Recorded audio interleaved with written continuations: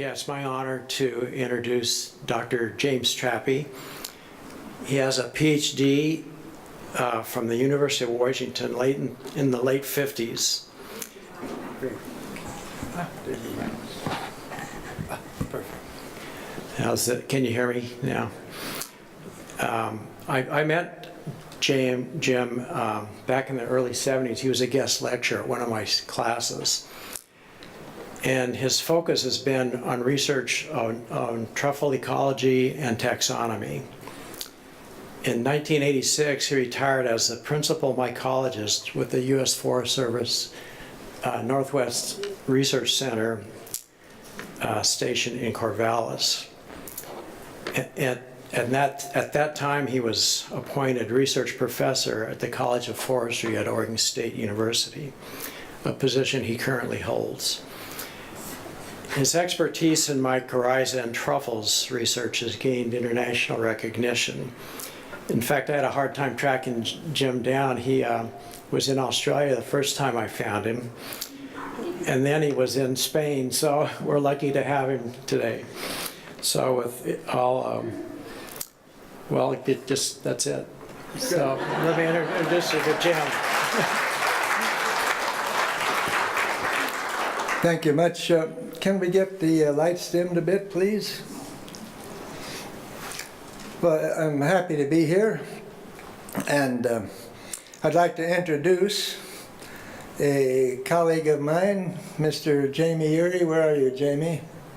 Stand up and wave your arms.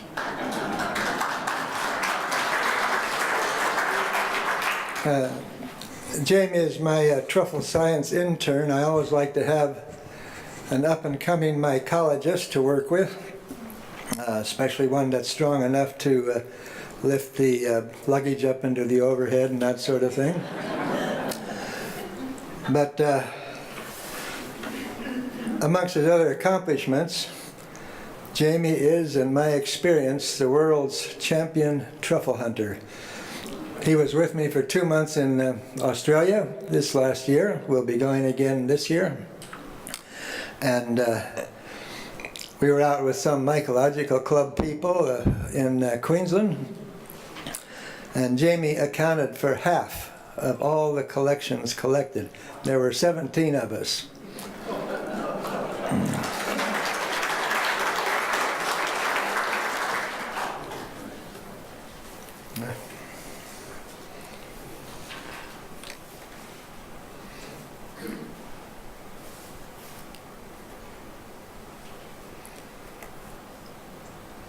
Now, I want it to be very clear that if you see truffles like this, they're frauds. That doesn't mean they're not good. Here's what a real truffle looks like. It's one of the commercial truffles that are actually being produced in the Pacific Northwest in orchards, but they're introduced from Spain. That's not what we're going to be talking about today. Today we want to think about truffles in their native habitat, their native setting, and what they're doing there. Now, you notice here are truffle hunters. They happen to be Australians. I'll be talking a fair amount about Australia, and you may wonder, well, why are you here to hear about Australia? Well, there are two reasons. To learn how it contrasts with how Southeast Australia contrasts to or is similar to the Pacific Northwest, and also because it provides the world's best examples, the most striking examples of why truffles are important to our forests. Well, here's the cultured truffle. I just want to get these out of the way. A dish down there from Italy of the black truffle, which is put on little slabs of alpine soft cheese. Very nice.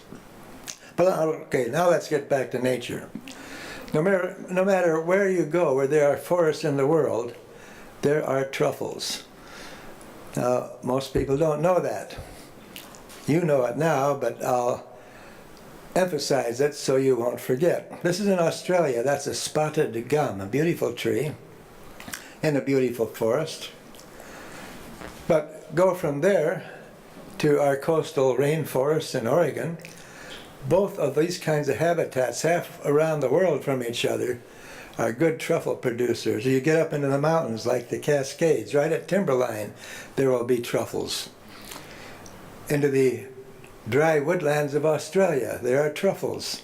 Or even on the edge of the desert. Here's some emerging from desert sands. There are truffles everywhere. Now, it's a major function of these truffles to form structures called a mycorrhiza. And there you see what that means, a fungus root. Now here are some real mycorrhizae that happen to be on ponderosa pine. And I'll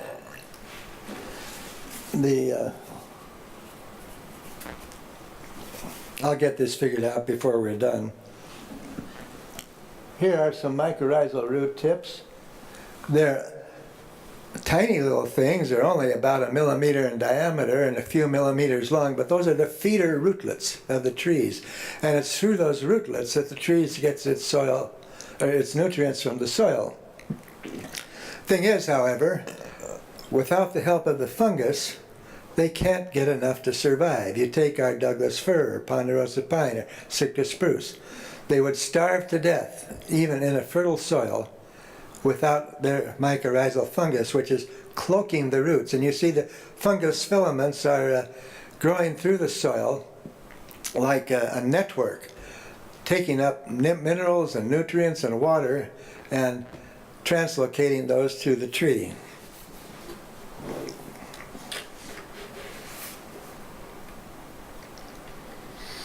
Now here's scanning electron microscopes greatly enlarging these roots. On the screen, they must be many times 1,000 times bigger than they actually are in life. On the upper left, you see the surface of a root with root hairs. Now those root hairs are produced by the root. But notice, they're just like little clubs coming out. But notice all those filaments of the fungus wrapping around there. Or if you look at the lower right, you see no root hairs at all in these feeder roots, but you see the fungal filaments. There are thousands of them coming out of each rootlet, making that network in the soil. Since the tree can get nutrients from the soil only in the soil solution, or to which the roots grow, you can see in the upper left with the root hairs, that doesn't give it much scope within the soil. But you see on the lower right, all the filaments coming out, actively absorbing the nutrients. That's where the big nutrient source is for the trees. Sorry about this, but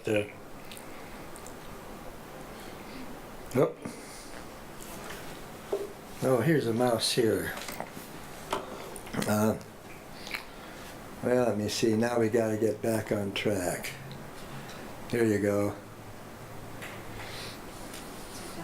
I promise you, the last 5 slides of this presentation, I will be doing it perfectly.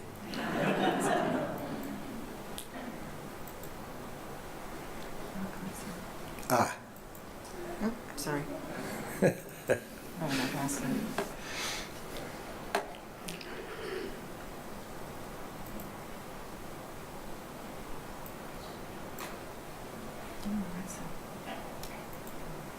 Oh, let's see, there should be a...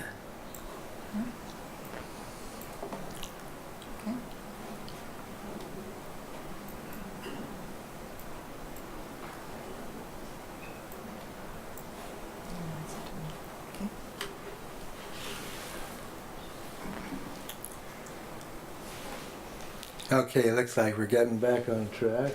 There we go. I don't know where you're. Okay. Yeah, it's good.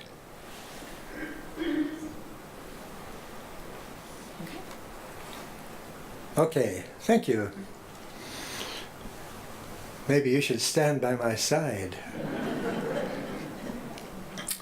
Okay, so here's some mycorrhizae. in a petri dish, just showing the diversity. All kinds of different fungi forming different colors and different shapes. These are Douglas fir mycorrhizae. They're all from Douglas firs around the Corvallis, and we estimate there's about 2,000 fungi that will form mycorrhizae just with Douglas fir. So you take all the trees in the world that are using these kind of fungi to get nourished from the soil, there are thousands and thousands of them. You don't hear much about that, I bet, in your everyday life. Now the truffles, like other mycorrhizal fungi, form their fruiting bodies around clumps of mycorrhizae. As you see here, there's a truffle originating from the mycorrhizae. And there's been one estimate that was pretty tricky to find out, I'm sure, but Dr. Lipson of San Diego State spent a year gathering data to make this estimate that the mass of mycorrhizal fungi on Earth is estimated to be 9 to 36 trillion tons. Now, these are just little filaments of fungi plus the fruiting bodies, but that's enough for 1.3 to 3.6 tons per person. So each of you can leave this talk with the satisfying notion that you are the proprietor of up to 3.6 million tons of mycorrhizal fungi. I advise you not to try to cash into that. All right, ecosystems work by interaction. Now you all know that. You go out in the woods and you see birds, you see animals, you see plants, flowers, snails, whatever. And you're aware, even subconsciously, that these organisms are all interacting with each other. So no organism stands alone. Now here we have a diagram of a Douglas fir, say, and you see arrows going up from the ground and going down from the tree to the ground. And notice on the right it says the biomass. About 75% of the tree's biomass is above ground, 25% below. Now, watch the words on the right. Look at the top. Biomass 75%. Metabolism. Metabolism is a measure of the physiological activity of an organism. Look, it's just the reverse. The biomass is the largest, but below ground especially, but all over the tree. All the living parts of the tree are metabolizing, and they account for about 75% of that is below ground. That's the part you don't see. Very often people don't even think about it. I have an ecology friend, a very good ecologist, but all the research he's done, as I accuse him, assumes that life begins at the root collar and grows up. Doesn't work that way. All right, you saw those arrows going up and down, and I might just remind you, down to the right there are those numbered items, and here we'll see them enlarged. So, the dotted arrows are going down. That means substance is coming from the tree and going to the rootlet and the mycorrhizal fungi. So at number 2, you see representation of a mycorrhizae with its fungal hyphae coming out, the filaments. Also, if you look at it very much enlarged, on item 3 you see a mass of these filaments that are getting their energy from the tree. The fungi can't photosynthesize, and energy comes from the sun. So the fungi have to get the sun's energy via the tree, via the photosynthesis of the tree. And the tree is feeding the fungus with the carbohydrates and so forth, going down into the tree to sustain, to the roots to sustain the fungus. But that's not all that happens. Look at number 4. There's a whole host of other organisms on the surface of these mycorrhizae. interactions. Some of these are free-living nitrogen-fixing mycorrhizae, bacteria that will be absorbed, the fixed nitrogen be absorbed right by the fungus and given to the tree, happening right there on the root surface. So you take the solid lines, the arrow goes to the left, that means from the fungus and the soil into the tree. Okay, there's water, there's nitrogen, there's phosphorus, and practically every other substance that is being absorbed by the fungus is going up for use of the tree. That's probably the supreme interaction, but there's more going on. You look in the soil, there's a diagram of other things that might be happening. You have a root surface, and there's the mycorrhizal fungi, there's protozoa, nematodes, other fungi, mites, organic matter, bacteria, actinomycetes, worms, all kinds of other things are happening in that root system. And it's all working together in a beautiful system of exchange. Now, what does this mean in terms of what a tree can do? This is a forest nursery by Canby. And when it was started some good many years ago, it had been an old potato field, and they were afraid that potato diseases might harm the new tree seedlings, and so they fumigated the soil.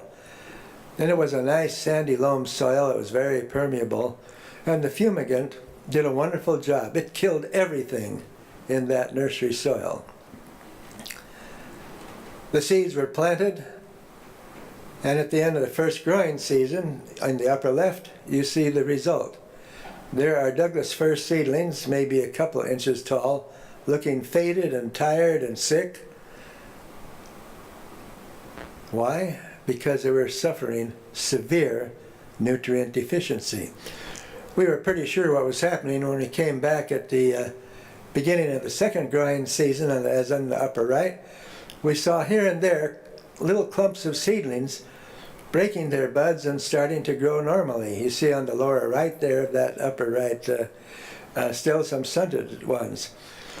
And then at the beginning of the third growing season, at the lower left, we could see what was happening.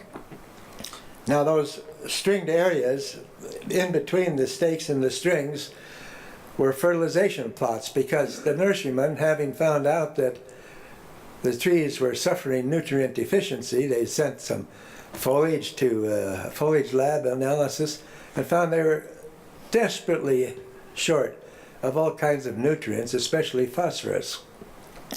So they put in these experimental plots of fertilization. You see 3 of them on the lower left. Some were heavily fertilized with all the major nutrients at 4 times the amount that they thought the seedlings would need. But as you can see there, the response of the trees had nothing to do with the fertilizer plots. Look at the lower left, you can see a dome-shaped cluster of seedlings. Well, those are like the ones that I had seen earlier in the upper right. And what was happening, spores were being blown in by the wind from some mushrooms formed by mycorrhizal fungi and starting new colonies more or less at random in the nursery. And where those spores alighted by a seedling, the fungus spores would germinate, they'd start forming mycorrhizae, and almost instantly the tree responded. And then, as the season went on, the filaments of the fungus grew out into the surrounding soil, forming mycorrhizae with adjacent seedlings, and that's why you got the dome shape look. The tallest ones were the first ones that first got colonized, and then as the fungus spread, others responded too. And at the end of the third growing season, we saw fruiting bodies, in this case mushrooms, of mycorrhizal fungi, showing us demonstratedly that the system was reestablishing and both fungus and tree were starting to flourish. Okay, well, that's mushrooms. What about mushrooms and truffles? Well, In the upper left, of course, you see a mushroom with a cap and so forth, and the little dots coming out are spores, because mushrooms are designed to, with a stem to lift them out of the ground, a cap on which fruiting structures, in the case of many mushrooms, gills, which is where the spores form, and these are, when they're ripe, are forcibly discharged. Off they go into the air. The truffle, however, on the lower right, doesn't have that. The truffle is below ground. It's enclosed in its skin. But one thing you notice, and you're amongst the very few people in the world who have actually seen this, you notice coming out of the truffle is a sort of a foggy substance. That's the truffle aroma. Tell your friends you've actually seen a truffle aroma. And that's the key to their, not only their reproduction, but how their spores are dispersed.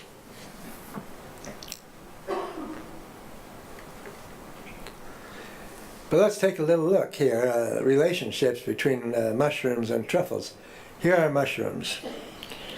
They have a stem, they have the gills, and so forth. They don't always get very far out of the ground, but usually they do. Now it turns out that truffles are descended from mushrooms. Now you've seen these cartoons of a fish developing little legs and becoming a reptile or an amphibian, and then a mammal of some kind, and an ape, and a Neanderthal, and a human. Well, it's working just the opposite between mushrooms and truffles. The truffles are becoming more simplified and less fancy about how they go about reproducing. So you see on the upper left a mushroom. Through mutations over time and natural selection, the mushroom has forgotten, as you see in the second duo there, and those are showing surface and cross-section. It no longer forms gills. It has the remnant of a stem, but the stem isn't enough to lift it out of the ground. And it is, instead of forming gills, it's forming little chambers, and it's in those chambers that the spores are formed. Then the next one down, it still is kind of thinking, well, my ancestors produced a stem, but on the last one, it's mutated to the point where it's decided, well, it's silly to build stem-like tissues when it doesn't do us any good. All we need is tissues to form spores. And so that's how it's happening. This takes hundreds of thousands of years, and God only knows how many mutations, but it's how the truffles have worked out to form spores in the least energy-using way. But another thing, remember, the truffles grow below ground. Now here's just a sampling of different kinds of truffles. We don't know how many thousands there are in the world, but you can see, even though they're just like little lumps in the soil, they can differ quite a bit in their appearance and shape and color and so forth. Hypogeous fungus is a fancy way to say, it means below ground fungus, fancy way of saying truffles. And if you look at the different continents, Europe is way down on the list is in diversity. North America is up there pretty well. We estimate 1,000 species. It's just an estimate. Australia, 2,000 species. Now, why should Australia form so many truffles, so many species? And by the way, I might mention, well, I might get to that later, but, well, no, here it is. If you look at continental drift, you can see that 200 million years ago, Australia was hitched onto Antarctica, but moving away to 135 million years ago, the two of them becoming an island away from the rest of the continents, except there, Australia is starting to separate from Antarctica. And you get down to the bottom one, you can see Australia is an island, a huge island, a continent-sized island, all out in the South Pacific, pretty much by itself. And there you can see that again. Now, I just want to mention another colleague that I've been working with in Australia. This is Andrew Claridge. Andrew came here in 1994 on a Fulbright fellowship and spent a year at our lab. And he and I have been collaborating ever since, which is one reason that I have so much going on in Australia. But you can see, like I hope all the rest of you, as well as Jamie and me, can be startled by the interesting beauty of mushrooms. But that's also true of truffles. Now these are Australian truffles that Andrew and I have found in our work together. I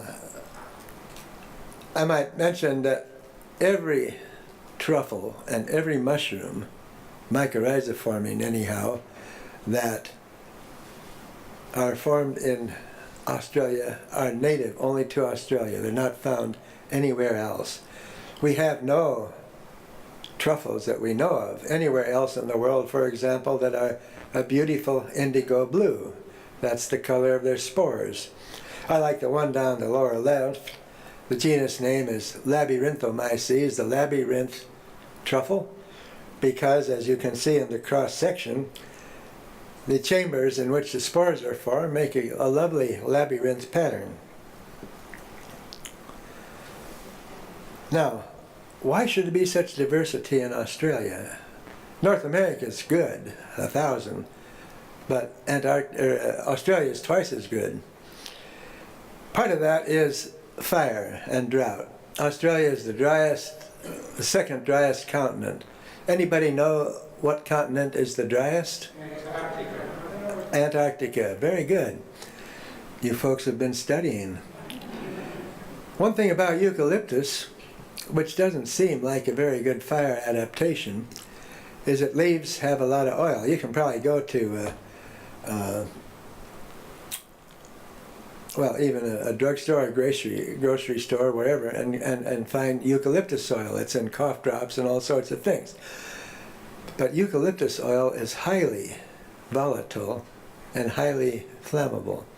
So if a fire, like those of Southern California, rages through a eucalyptus forest in Australia,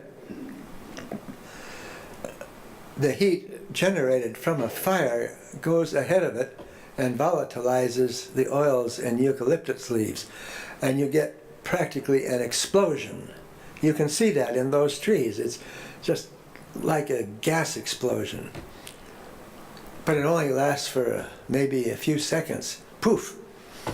And it's used up all those volatile oils and cools off right away. Kills all the leaves. But look, this is from the 2003 fires, which burned together to make a fire of about 2 million acres along the Great Dividing Range of Australia. A dry thunderstorm went down 500 miles in this range of mountains, singing down lightning as it went. No rain. And it burned pretty hard on nearly all that area because it had been a drought before these storms came along. In the background of this trees, you see, amongst these trees, you see bare trees, black, nothing happenings. Those are pine trees. They were introduced into Australia. There's millions of acres of Monterey pine planted there. It grows very well. But they have no fire adaptation, and so they're dead. Look at the eucalypts in front. Sure, they lost all their leaves, they lost a lot of their branchlets and so forth, but there they are starting to shoot out shoots. And the reason for this is because the fires are so quick. They don't last long enough to penetrate far into the bark of the eucalyptus. Consequently, along the eucalyptus stems and leaves, there are buds, dormant buds under the bark all over. And the moment the main crown is gone and you get a little bit of heat stimulation, those dormant buds break and they start growing out again. And we've been to places like this 2 2 years later, and you'd hardly even know there had been a fire through there, except for ash and charcoal. But even the fungi in Australia are adapted. Now this comes from 100 million years of evolution on an island separate from any place else in the world. This fungus is called a Meso Failure. Notice it has a rather thick outer hide, and it has a sort of a gray powdery spore mass surrounding a central core of a rubbery tissue. Meso Failure means, in Latin, it means a rubbery core. Now that seems a strange thing to evolve, but it's actually a fire adaptation. If a fire comes through, and here's a cross section, there will be some of these Meso Failure truffles fruiting near the surface. And if you cut them in half, you see that they are scorched at the top. But there are layers of these fruiting bodies below the heat impact, which are perfectly good. However, the ones that get scorched go through a chemical transformation that changes their aroma from a nice muddy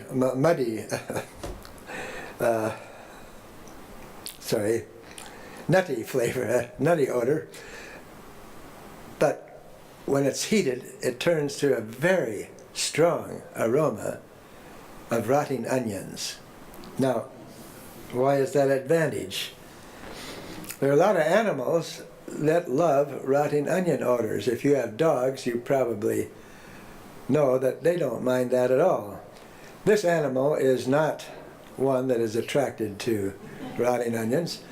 It's Jamie's predecessor as my intern. This is a place where wallabies, and you'll hear more about those in a minute, were digging up truffles in this burned area. And I've heard accounts from other foresters and wildlife people who go into areas after a fire, and it draws all kinds of animals where these Meso Failure truffles are fruiting. A lot of animals love rotting onions, I guess, or at least the aroma. Now, the other thing to be aware of, as you would have noticed in the previous slides, there's that rubbery core in the middle and that powder of spores surrounding it within an outer hide. The rubbery core is what the animals are after. It's very high in nutrients. So if you're a wallaby and you crack open one of these, you expose those powdery spores when it's mature. You get it on your whiskers, you get it on your paws, on your chest fur. And while you're doing that, brushing off the spores to get at the center core, they're going off into the wind. So that animal has several ways of spore dispersal.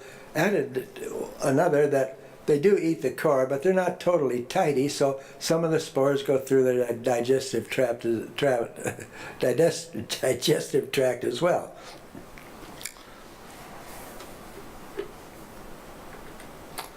Well, there's the animal. Beautiful little animals. Adult male is about 4 feet high. When they get used to people, they come up and practically cuddle with you, and it's hard to resist cuddling back. But here's one of the pits you see on the left there that they dug up. And wallabies can dig big holes because they're fairly good-sized animals. There's the shell of an old Meso Failure and some of the tissues left over. And these were littering the ground where the animals were eating them just as they dug them up. We don't have any truffles adapted to fire in quite the same way, but some nearly the same. But here, unlike Australia, frost can be another danger to stopping spore production by fungi. This is Amanita muscaria on the upper left. This was from, I guess it was 4 or 5 years ago, where the middle Willamette Valley had temperatures down to, I think in Mycorrhizae it got down to 18 degrees Fahrenheit below zero, or below freezing. a lot of the mushrooms had already started to fruit. The ones on the left, it says a -3 degrees on the temperature register there, but they were frozen solid. That's not minus, that's -3 Celsius. When they thawed, you see the same mushrooms on the lower right. They turned into mush. They failed to produce any spores that year. The truffles, however, were below ground. They were insulated, so they didn't freeze, and they kept right on producing their spores. A similar thing happens in drought, but we'll get to that later, I guess. But spore dispersal then is primarily for the truffles by animals. Now this is a northern flying squirrel. They don't actually fly, of course. They glide with the membrane between their front and hind feet, and they are very good gliders. I talked to a wildlife guy who was doing studies of them in at the Fort Lewis Forest up in Washington, and they had night vision goggles lent by the military, and they had them radio collared, the animals. So they'd go out in the night with their antennae, and they'd catch the signal from one of the collared squirrels, and they'd go to it with their night vision goggles and just sit down and watch. And one of these guys told me they saw squirrels leap out of a treetop and come sailing down, hit the ground, pause and look around, and start digging right at that spot and pull out a truffle.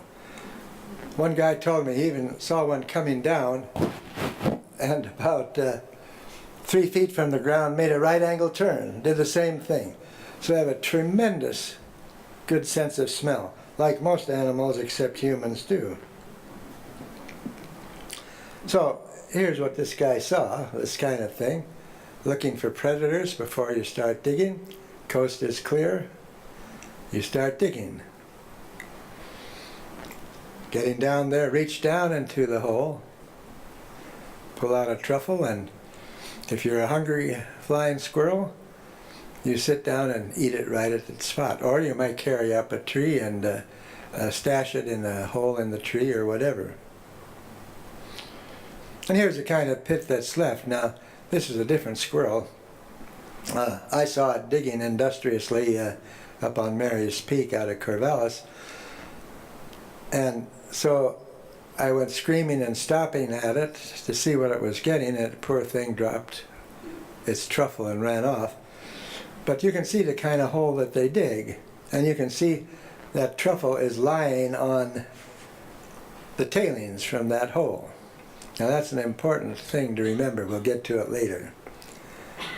Anyhow, the squirrel eats the truffles and digests practically everything of it but the spores, which go through its digestive tract unharmed and are pooped with the poop. I won't use our president's favorite term for that. We'll call them poops. These alight on the ground, and in the case of squirrels, the animals will often poop when they're up in the trees, and so these poops come raining down, and a colleague of mine called it a poop rain of spreading the spores because the weather disintegrates them and the spores wash into the soil, and if there are susceptible roots nearby, new mycorrhizal colonies can start. Now here's from a microscopic slide of a squirrel poop, and you can see it's a mass of spores. In fact, that's all it was, all spores. There's a big one, there's some middle-sized ones, there's some little ones, there's some ornamented ones, there's some smooth ones. There's about 6 different species of spores in that one little pinch of poop on a microscope slide. So the animals weren't just sitting down and eating one thing, they were eating a number of different species. I think there's a reason for that, and in human terms I think we would think of it as a balanced diet, because not all truffles have exactly the same nutrients. Now we categorize these animals as being roughly obligate mycophagus. The top one is California redback vole, which we Oregonians resent because its main range is in Oregon, but nonetheless. That picture was taken by Jamie's dad when Jamie's dad was doing his thesis on mycophagy, that is, the creatures that eat fungi as a mycophagus. Two ones below are Australian. There are truffle flies that spend their whole life cycles with truffles. Then there's those that eat other things but prefer truffles. There's a chicory squirrel in the lower left, a golden mantle ground squirrel, and a wood rat, all from Oregon. Down below is Australia and a New Holland mouse, a wallaby, and long-footed potoroos. All of them prefer fungi to any other food, truffles. I love this picture, that's why I put it in again. This is a bushrat. It's a true rodent. The rodents are the only animal family that are the same as other continents. All the other families are marsupials, known only from Australia. There are snails that specialize in eating truffles and other fungi. Then there's opportunists. You can get an idea of what they are. Down in the lower left is what the Australians call a yellow robin. It loves truffles. As you can see, eating truffles out of the hand of a friend of mine. A wombat, and on the lower right, the beautiful brush-tailed possums. I love that little one on the top. Here we have another opportunistic truffle eater is deer, and all kinds of other animals. Owls. Do owls dig up truffles? Not so far as we know, but they capture little animals that are eating truffles, ingest, if the animal is small, the entire animal, spores and all, and then in the owl pellets or the owl poop, the spores are dispersed by much longer distances. I got to move along. This is one of Andrew Claridge's setups for catching animals on camera. There are truffles in that special container that he devised from a roof vent cap, and set up an automatic camera so that it would notice the odor and it come and check it out, and this camera would capture those. On the left is a fox, in the middle is a bushrat. On the right, lower right corner, that tiny little animal is a pygmy possum. They're little possums about 4 inches long, beautiful little animals. Then on the left, a echidna, a spiny anteater, a long-nosed bandicoot, and a potoroo. Now this is where we'll see if I can. This is a southern brown bandicoot attracted to one of Andrew's little bait canisters. Let's see if it'll work. Come on. No, it doesn't want to. Okay, we'll have to bypass. Oh, yeah, no. Sorry, but it shows a bandicoot trying furiously to get into that canister, digging on all sides, going over the top, finally gave up and left. Not every projector will show that, so I wasn't sure about this. Anyhow, so you have the animals and their fungus feast, having a great time. It's a mix of American and Australian animals.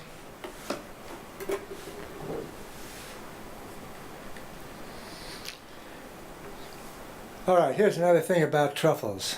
Because they're below ground, they are protected not only from fire but also from drought. And this is a little bit confusing, but on the upper slide you have a wet rainforest. And in the wet years, on the left, the green, you see numbers of truffles, of mushrooms. On the right, numbers of truffles. the mushrooms have a little bit of advantage. On a dry year, however, in the same area, only 60 mushrooms and 280 truffles. So why is that? Well, the truffles are below ground. Once the soil gets wet enough for them to start fruiting, they don't care what's happening above ground. Whereas the mushrooms, if they've started, warm air, the hot Australian sun will desiccate them in a hurry and they're done. In a dry habitat, where I have a lot of plots, by the way, it's just the reverse. On a wet year, you have 510 mushrooms, but 630 truffles. On a dry year, you don't get any mushrooms at all, but still 190 truffles. So those truffles are fruiting under times of moisture stress when the mushrooms can't make it. And this is very important to these little animals that depend on the truffles for their nourishment. Jim, Yo. we break for Q&As about now. Would this be a good time to take a Yeah. break? As it happens, Oh. Good timing. I am a little over time, sorry about that.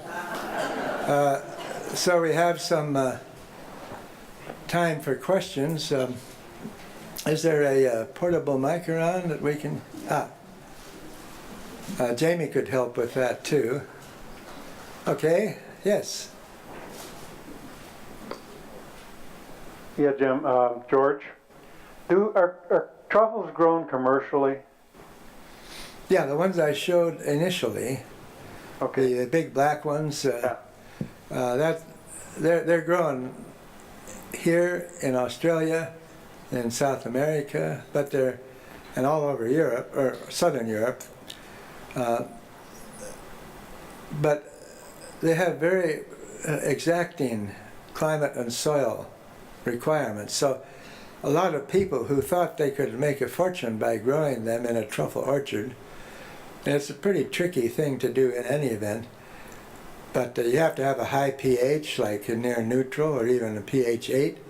So like in Oregon, people try to create that by heavy liming and so forth. And of a dozen or so truffle orchards I know of in the Willamette Valley, only one has started producing truffles, and that's in its 13th year. The others are not quite as old but haven't produced a thing.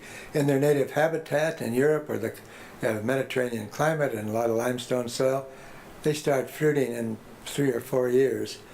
You have to grow the seedlings carefully in a greenhouse under carefully controlled conditions and inoculate them with spores of the desired truffle. Because if you get some other fungus competing on it, that might compete enough to suppress the truffle formation of the ones that do get a bit of truffle inoculation to succeed. Hi, I'm Sally Shriver. You may have answered this question, but I may have missed it. But have you said what the difference is between mushrooms and truffles? The truffles are descended genetically. They're mutations from truffles. And it's what's called a convergent evolution, that instead of getting more fancy, like the fish evolving ultimately into a person, in this case, the truffles get more simple.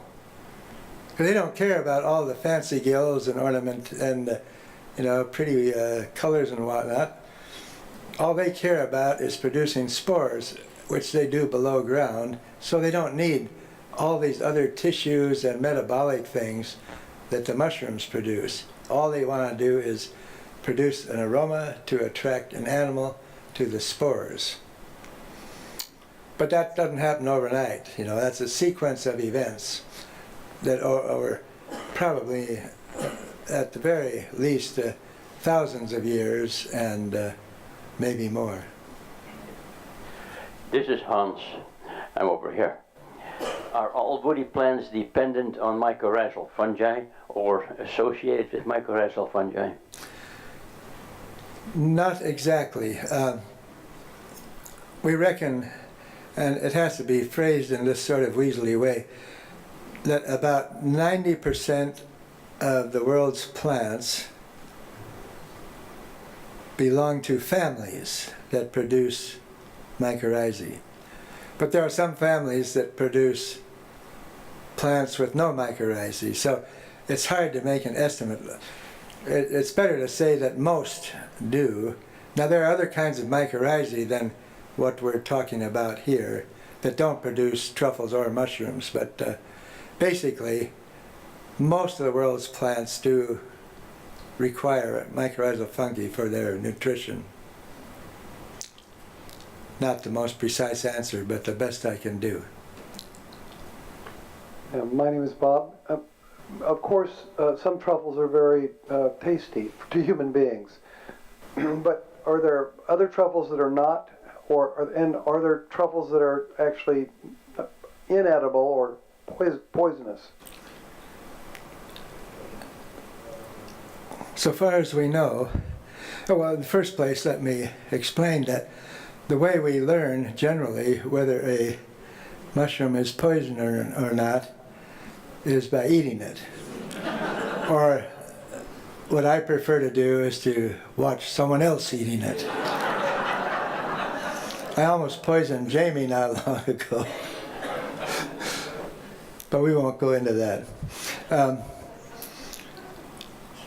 So far as we know, however, the worst that has been reported from any truffle eating has been a mild gastric upset.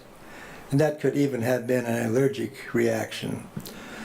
However, not all are palatable. They may have a bad aroma. A lot of them don't have much taste to them. It's mostly aroma. So you can take these, like the Perigord truffles, the ones I showed at the beginning, the expensive ones, $1,200 to $1,500 a pound, by the way, fresh weight.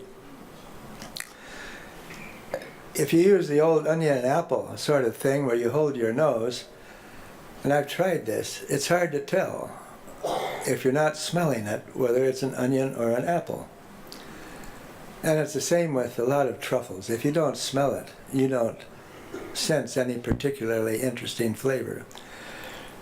Unpalatable flavors, on the other hand, are easy to recognize. There's one species in Australia, we don't, to my knowledge, have its equivalent here, that we chose to call, it had no common name, so we gave it the common name, the dog poop fungus, because that is exactly what it smells like. But the animals love it. Oh, and a lot of them are small and hard to clean and so forth, and they're not worth fussing with for table use. All right, I think we could go on for another hour with questions because a lot of us seem to have them. But I think it's time for our break, so thank you very much for that first hour, and we're looking forward to the second. Thank you.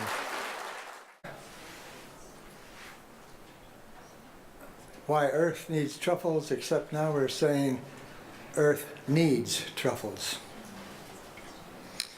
But here we're going into part 2, which is off on a bit different angle of looking at the tree-truffle animal interaction. So what we know already, that small animals together with truffles make for a healthy forest. Now we're going to look at a real-life example of what happens when that equation is disrupted. And I should note, by way of introducing this, this is going to be mostly about Australia. Now, again, you may wonder, well, why are we spending time in Australia? We're here to learn about Oregon. Well, I chose Australia partly by having a lot of experience there and a lot of experience here and being able to see the differences and similarities. But this I can say.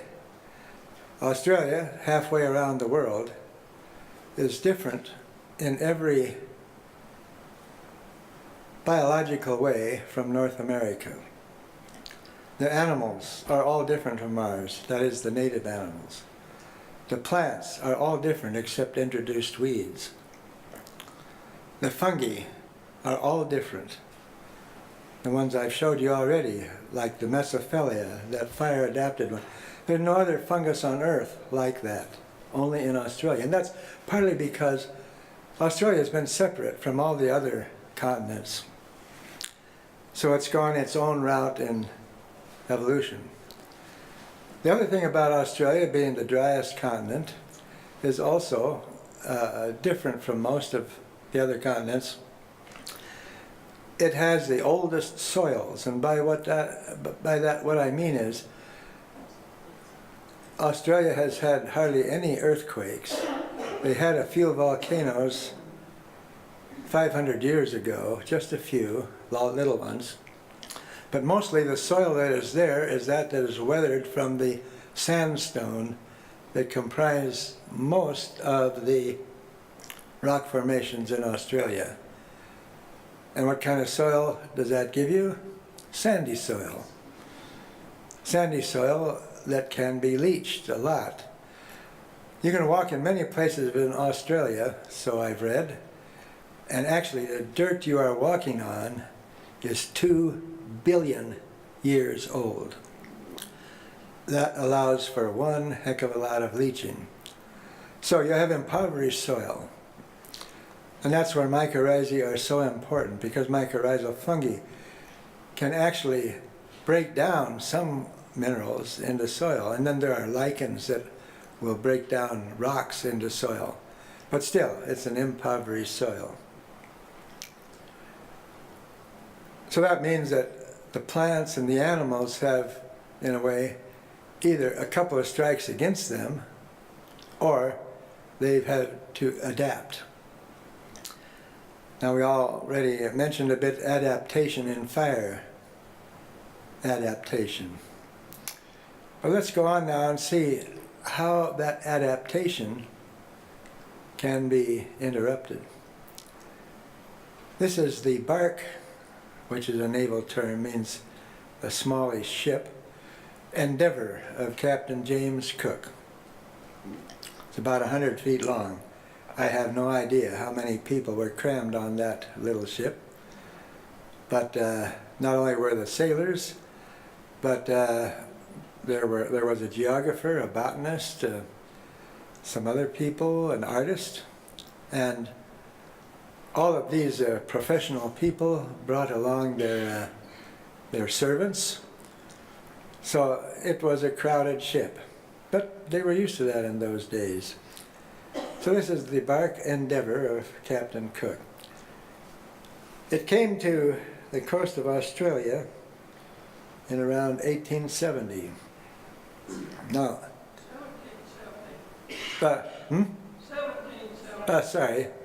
17, 18. Well, that reminds me of a joke, but I won't take time for that. But thank you. 1770. Now, Cook was sailing from the East Indies. At that time, Australia was in a part of the earth known as terra incognita. Other explorers had gone by. Jacob Tasman had gone by and discovered parts of New Zealand and Tasmania, but he never found Australia. Now, one reason for that is these were sailing ships, so they adapted to the trade winds and the ocean currents. And it just happens at that time and circumstances, those two important sources of navigation didn't take anyone close to Australia until Captain Cook got there. I think someone else, I forget right now, accidentally ran into Eastern Australia, but didn't quite know where he was, and so it never caused any commotion. So this is a big thing, and of course Captain Cook was sailing under funding and orders from the British Lords of the of the Navy, and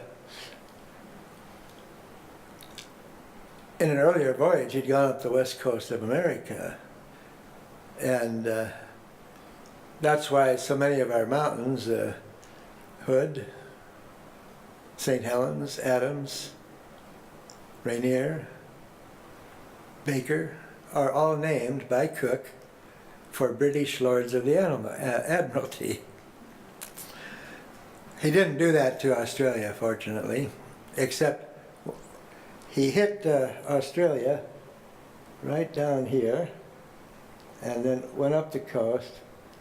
About in here, he encountered a large bay, which he called Botany Bay, in honor of the botanist who was doing a lot of work on the botany of Australia. But it didn't prove very good for a shipping port, so he went up the coast a bit to what was called Sydney Harbour. Now, Sydney was an important funder of Cook's voyage, so he got honored there. Anyhow,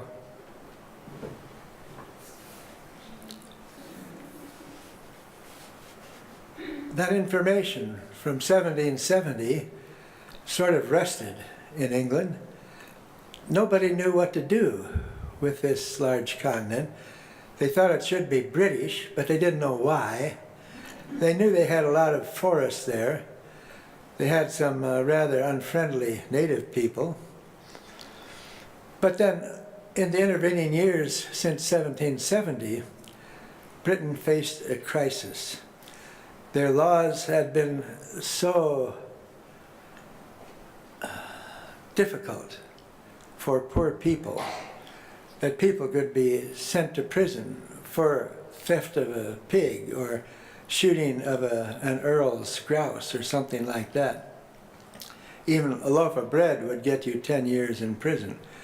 The British prisons were overflowing, so they started using the old ship hulks to imprison people.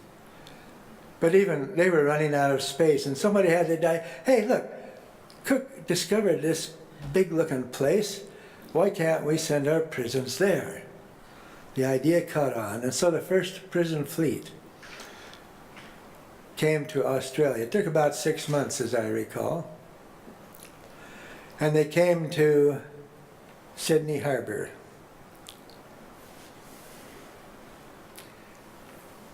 Now at that time, at least up in the mountains, there were large forests, beautiful forests, and woodlands and nice timberlands all over the east coast of Australia. But those forests got in the way, because the idea was you'd store your prisoners in Sydney, but they didn't want to be sending food to them all the time, so they had to start their own farms and build their own houses, and they were expected to be self-sufficient. So this is Sydney Harbour after the first year or so, and what had been a more or less contiguous forest now. These are old engravings, by the way, from the Australian National Museum. Most of the land in sight had been cleared of trees for agriculture. Never mind that much of the soil was unsuitable for agriculture because it was so impoverished of nutrients. But that's what they did, and if something didn't turn out well in the field, they had to clear more trees and make more fields. Well, it wasn't long, and another prison colony was started in Tasmania. This one at what is now Hobart. And then one at what is now Melbourne. And look at these sites. These are just 10 years old or less, and the forests have been obliterated for most of these areas, and the agricultural areas around. There's Adelaide. Meanwhile, some of the prisoners were set free. They didn't want to go back to England, so they started doing their own homesteading, you might say, and clearing lands where they thought they could make a living. Now, some of them did, some of them succeeded, some of them did not. But more and more land was opened for clearing. Now this is in the mountains, the great dividing range, fairly fertile soils there, nice forests. And those forests were just teeming with all these wonderful little Australian animals. Bandicoots in the middle top, New Harvest mouse, the numbat upper right, bushrat, spiny anteaters, spotted quolls. I can't for the life of remember that little one in the lower left. I gotta look that up because there couldn't possibly be a cuter little animal. In the middle, the long-footed potoroos you can see on their feet. And on the right, the bilbies, which tend to be an arid land truffle eater. Bilbies, by the way, they don't have Easter bunnies in Australia. They have Easter bilbies. That's true, I'm not joking. I'll just give you an idea of the size. This is a long-footed potoroo. And you can see on the lower right, this one was trapped and radio-collared and bouncing away. But they bounce around like little kangaroos, you know. They're so cute. You gotta love them. I gotta make it a special rule to take Jamie to a wonderful wildlife sanctuary park in north of Melbourne. There's a lot of these little animals you don't see when you're walking through the woods. He'll have his camera out. He'll come back with 700 pictures. Okay, a woylie. It's a little animal in the genus Betongia, the betongs. In Western Australia, this animal was given some really intensive study. They put satellite radio collars on them that were running constantly as the animal moved around. Signals went to the satellite, redirected down to a computer at the lab, and every second of that animal's movement was being recorded in a GPS coordinate. So they could go back the next day or the next year with their GPS and track exactly where the animal had gone. And they did this repeatedly on a dozen or so animals, so that they had pretty much a year-long record. And from that night, or from that time, that study, they found that this little betong could dig almost 100, well, up to 114 truffle pits a night. Can you imagine this little animal putting all that energy into finding truffles, and in doing so, leaving little pits behind?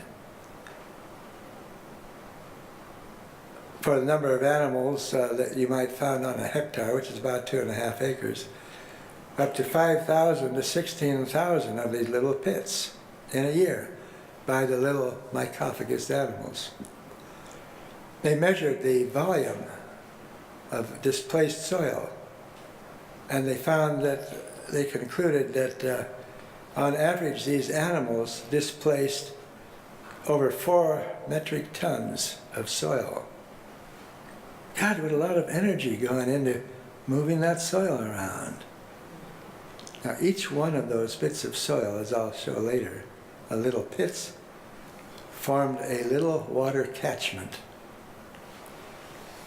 in an area, in a continent that is so often short of water. That's really important. Meanwhile, I had truffle plots on some natural, or some farms in Australia where the farmers were really good cooperators and really interested in what I was doing. This is Lloyd Green. He has a sheep farm. He raises about 8,000 sheep a year.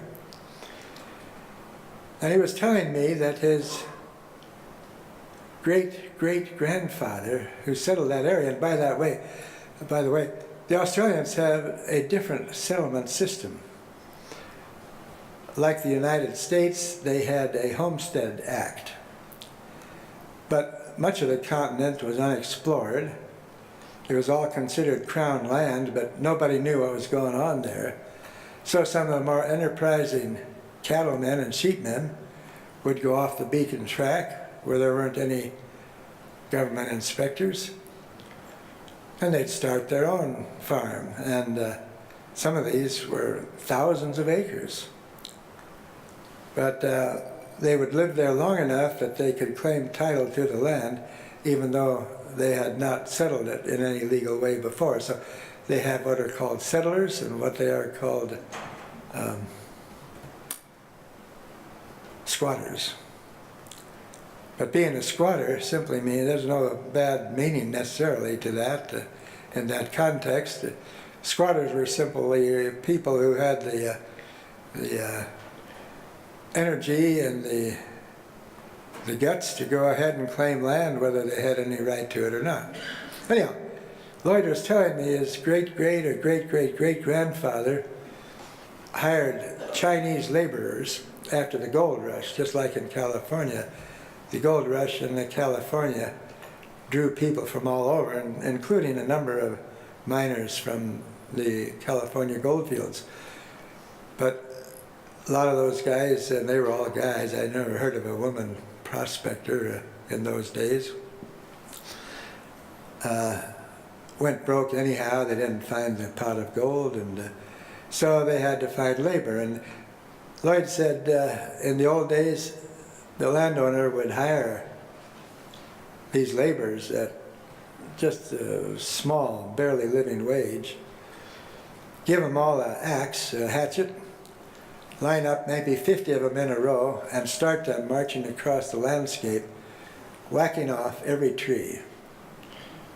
Didn't matter, he said, whether it was in good agricultural soil or on stony outbreaks, outcrops. Their instructions were to get rid of all the trees, we're going to make it into a farm, into pasture, whatever. And he's pointing to one of the trees in the middle, which is an old dead stub, but because of the dry weather it case hardened instead of rotting. The new stems came from the root collar, because most eucalypts will pretty readily sprout from a stump.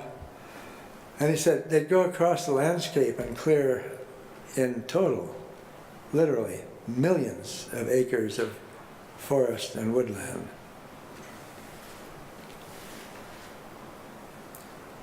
All right, so you wound up with a scene like this today. These were areas that never recovered. Well, why not? In bad soil, infertile soil, a lot of them were deeply overgrazed, and nowadays there's a lot of trouble with kangaroo overpopulations, and they're pounding out a lot of these areas. So they remain unforested. And look, except for a few scattered trees, there's no habitat for these little animals. There's no truffles for these little animals. There's no truffle fungi to form spores with new tree seedlings. On top of that, somewhere along the line, not too long after early settlements, the British missed their fox hunts, and so they made the decision, let us introduce foxes so we can have fox hunts. Well, in those days they had very little understanding of ecology as we think of it now,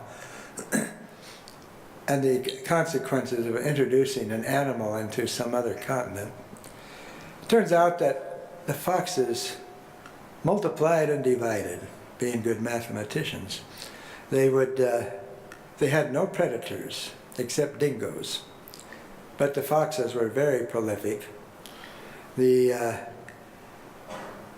major food were all these little marsupials that spread the truffle spores, but those little marsupials had never evolved understanding or a defense of a predator like a fox.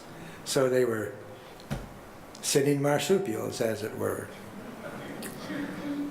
Now, there are attempts to reduce the fox population in Australia. They're extremely expensive. The state of Victoria last I heard a few years ago, was spending $150 million a year just trying to keep fox populations down enough that some of these marsupials might recover. Now, most of the ships brought cats along to keep the rodents population down on the ships. And the cats usually disembarked wherever the ships alighted and the cats could get off. Well, who could feel badly about a kitten, you know? Everybody loves kittens. However, it doesn't take into account that domestic cats have evolved as very effective predators. And again, none of the Australian animals had ever experienced a predator like a cat.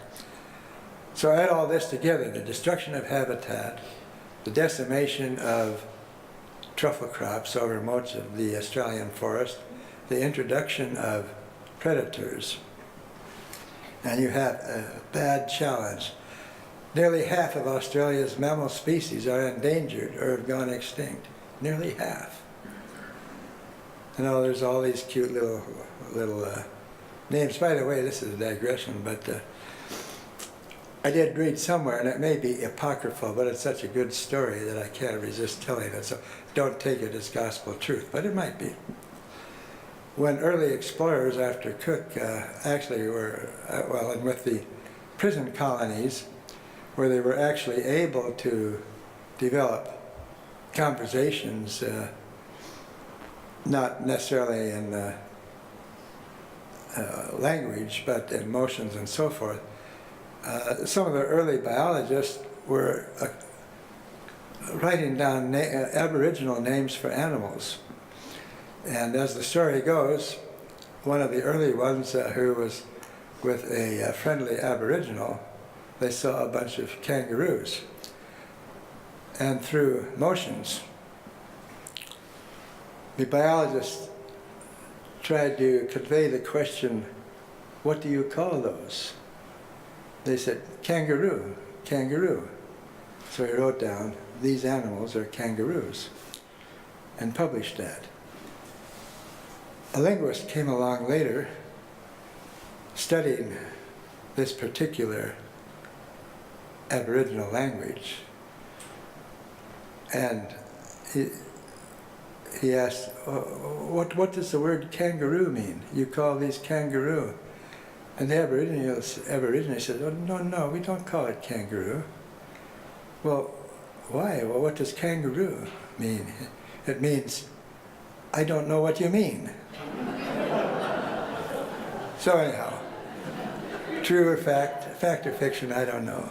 Anyhow, Australia has lost so much of its biota, not initially through anyone's fault, but through a lack of understanding of how these kinds of habitats had to be managed in a sustainable way. So there's an area in Australian Capital Territory near Canberra where a sanctuary has been set up. All these little animals have disappeared, except for maybe a mouse or a rat or two. So there's no way to spread the truffle spores. But in that patch to the left, at least some of the truffle fungi have persisted. And that area didn't get too badly damaged. It was cut, but it regenerated, so that there were truffles there, but no truffles out in the opening. Now they want to try to reestablish the eastern betong and the new harvest mouse. That's been done already, and we hope it succeeds. But meanwhile, here's what happens when the animal part of the equation for a healthy forest, the truffles, is missing. You get pounded soil. It's almost impervious to water. In some of my study plots, it would rain an inch, which was rare, but rain an inch, and all but about 1/100th of an inch washed away, because the soil was so pounded and impervious, also partly because eucalyptus leaves have a lot of oil, as I mentioned about the fire. But when those leaves fall to the ground, that oil, the leaves decompose, the oil leaks out onto the soil and adds an oily film. You can't see it, but it's there. That further prevents infiltration by water. So you get these kind of areas that have been damaged almost beyond recall in the absence of the little animals, and you get tremendous amounts of rainfall running off. Maybe only the first few millimeters of soil gets wetted at all sometimes. Rain goes away, the sun comes out, and the Australian sun can really dry things in a hurry.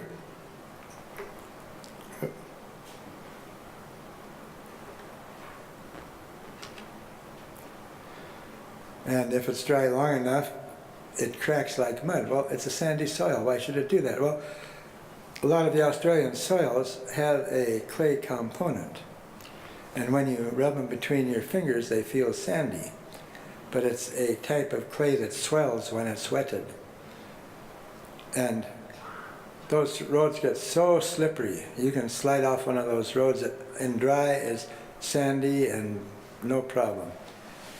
But you get that swelling clay, and again, that helps make the soil hard for infiltration of water. Come on. There we go. So you get the start of erosion and gullying. And it can get to this. Doesn't take very many years. Wet years, you get gully washers down there. So,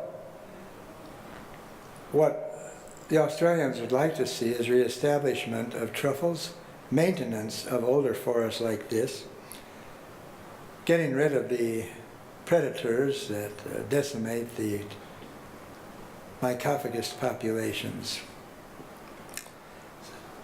So here's a idea of what these little animals do that makes them so important and makes the truffles important, because that's why the animals dig. So here's a hole dug by probably a potaroo. A good wildlife biologist can tell by the shape of the hole what animal did it. I don't know if you noticed, but some of the animals I showed you have sort of a long pointed nose, like the long-nosed Bandicoot. That's a face shape just designed for getting to a truffle without having to dig a big pit. Look at the tailings there, and notice there's litter falling in there too, leaf litter. Well, what's happening there is each of these little pits of the thousands that I showed before that the eastern bettong can make in a year is a little water catchment. At the top you see the water runoff. There's very little way for water to get into the soil. Animal digs the pit, it's a little reservoir. I think it's very clever of the truffles to figure this out, because the water gets caught there when you have all this surface runoff. The impervious layers at the top of the soil have been disrupted, so if water goes into the hole, it can soak in. And guess what? It's soaking in right where the truffle fungus and the mycorrhizae are. So it's a self-perpetuating thing. You get the litter in there and it decomposes and it gets mixed up with the soil and adds organic matter that makes the soil healthier in texture. And it's overall a wonderful thing. And from what we've seen in the history of those areas, it's because of the truffles and the little animals being there to keep revitalizing the soil, to mixing it up, to making it more permeable, to make these plants survive under severe climatic stress.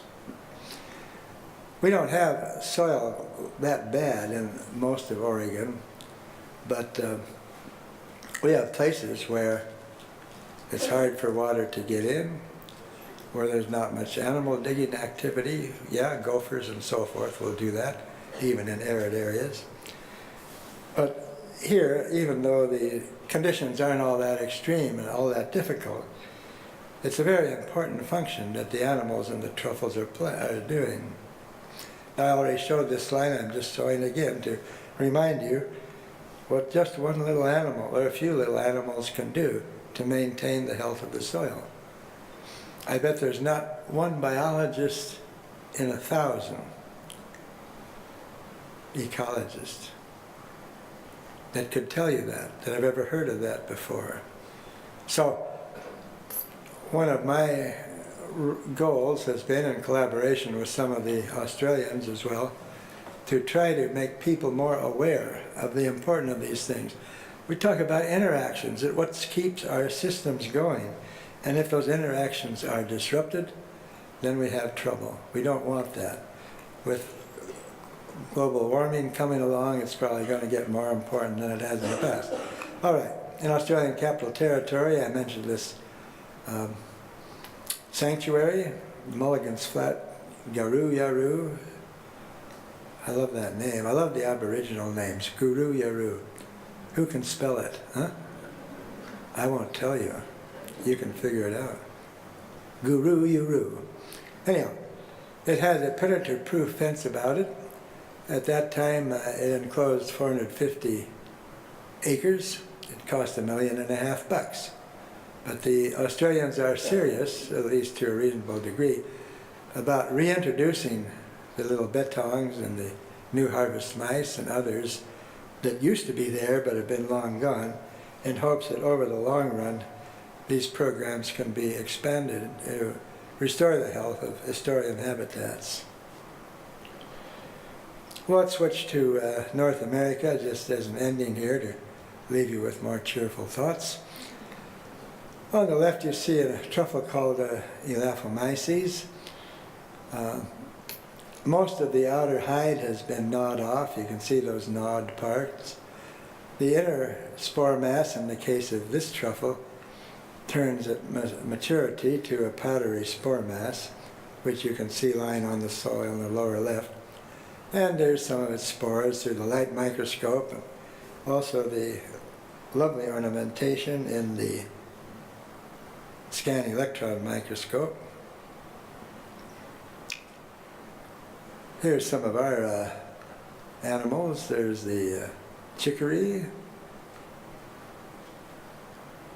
There's the gray squirrel, flying squirrel, chipmunk.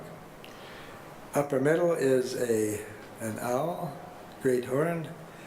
Upper right is an owl pellets with bones in it, and it also had truffle spores in it. So the owl is spreading the truffles even without eating them consciously.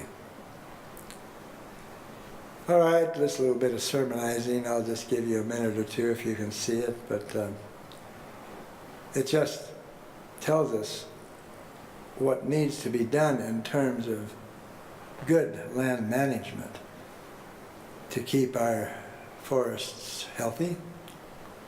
And there's many things to do. Truffles and small animals are only one of them, but an important one.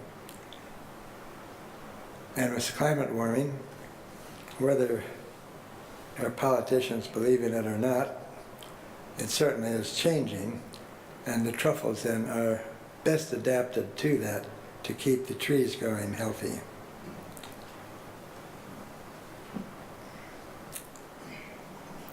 And that should be all. I'll just end with a book that we published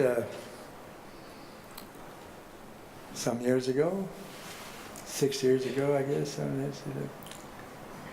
And it tells this story and a lot of other things. And Chris Mazur's a wildlife biologist who headquarters at Corvallis. Andrew Claridge is my friend I'd mentioned to you in Australia. And there's me. And what we are doing in this book, in addition to just describing all these sorts of phenomena for the public, this is not a book meant only for the the scientific audience. It's for everyone. But one of our conclusions was that no matter how different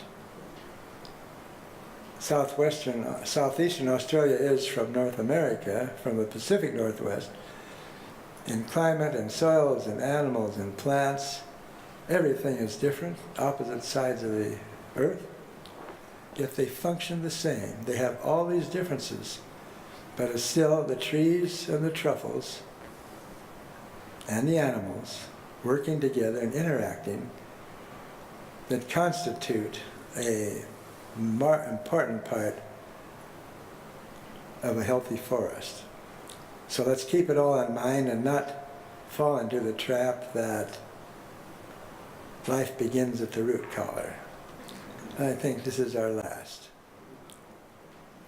Any questions?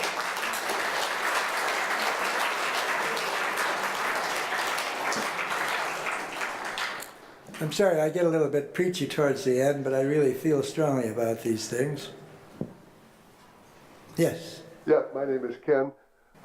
Do truffles grow on any roots other than trees?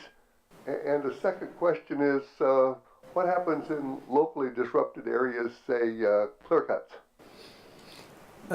Run the first part of that again, pass me.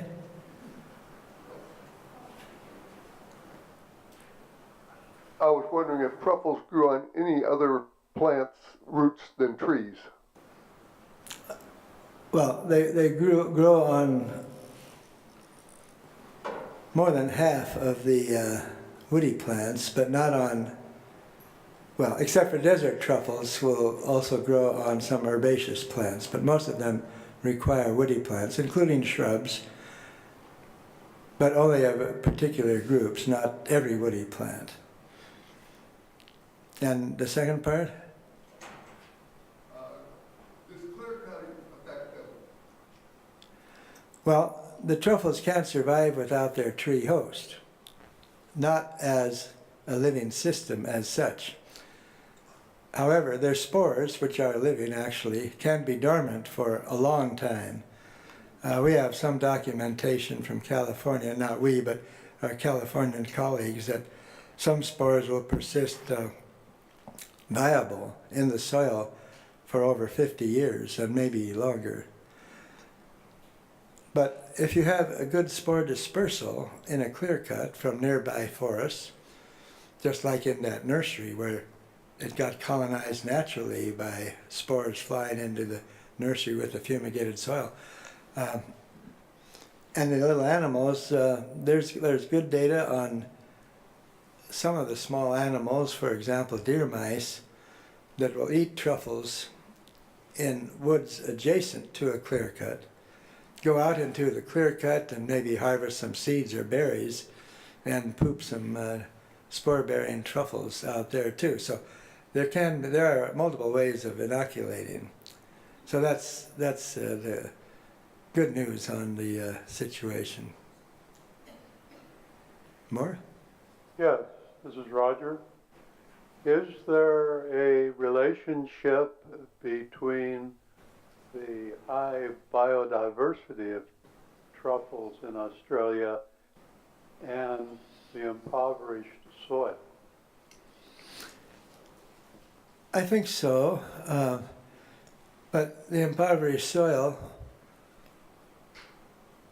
along with the climate, environmental pressures, and the available trees, species, although most eucalypt species, and there's estimated to be between 700 and 900 species of eucalypts. It's one of the largest, maybe is the largest woody plant genus. There's a lot of things go into that, but diversity is certainly an important part of it, I think.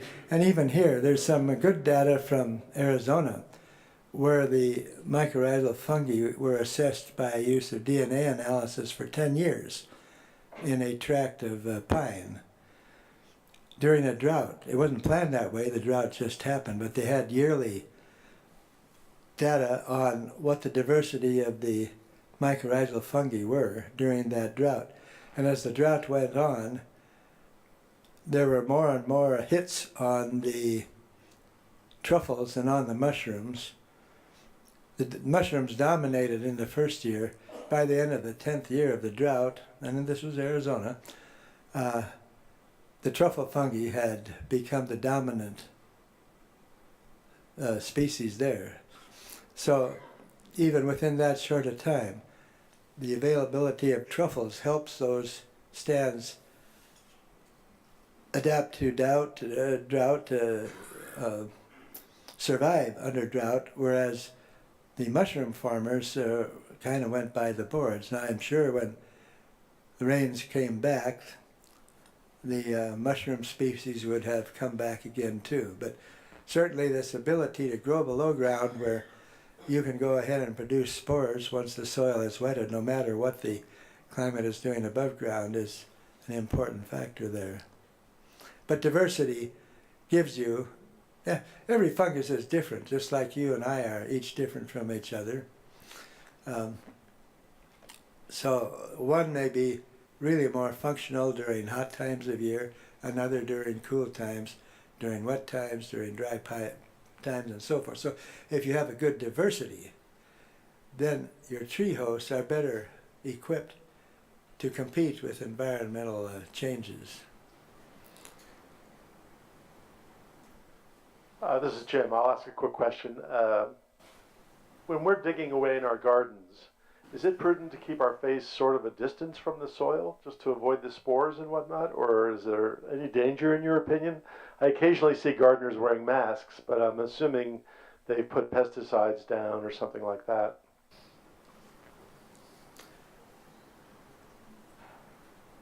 I'm not sure I can answer the question. Yeah, it's off the subject, I know. Because a garden is a different thing than a forest, and even in the forest, you know, the digging of a pit by a little animal causes disturbance, but it can be useful. Whether it's plowed up for whatever reason, then you're causing massive disturbance. Now, a garden, and garden vegetables and that sort of thing, I generally adapted to that sort of thing, otherwise we wouldn't be growing them as garden vegetables. So their fungi can persist in the soil, and when you plant a new seed of a lettuce or whatever, there's likely to be the spores waiting in that soil, even though the soil's been cultivated. That's my best guess. All right, well, What? let's call it quits, people. Okay.